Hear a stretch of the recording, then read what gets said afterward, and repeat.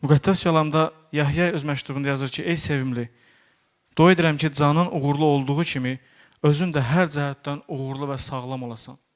Yahya arzulayır ki, biz uğurlu olaq. Bəs yaxşı, bu uğurun yolu nədir? Qanun təşkilatı 6-cı fəsil 6-9-da yazılıb ki, bugün sənə əmr etdiyim bu sözlər ürəyində kök salsın. Bunları övladlarının şuuruna yaxşı-yaxşı yerit.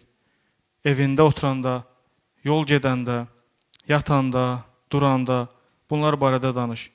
Onları yazıb qoluna bir nişan kimi, gözlərinin arasına alın bağı kimi bağla. Evlərinin qapı çərçivələrinə və darvazlarına yaz. Bilirsin nə demək? Yəni Allahın sözü həyatının hər vəziyyətində olsun.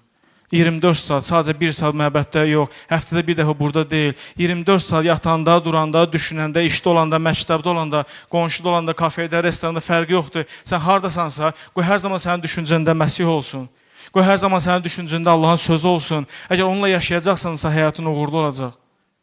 Əgər Allahın sözündə qalacaqsansa, həyatında uğur olacaq. Bugün gəlin, hər birimiz həyatımıza baxaq.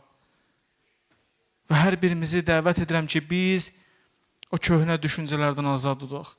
Hər birinizi dəvət edirəm ki, bugün həqiqətən gələk Rəbbin önünə və dəyişək, tövbə edək ki, biz azad olaq o şeylərdən.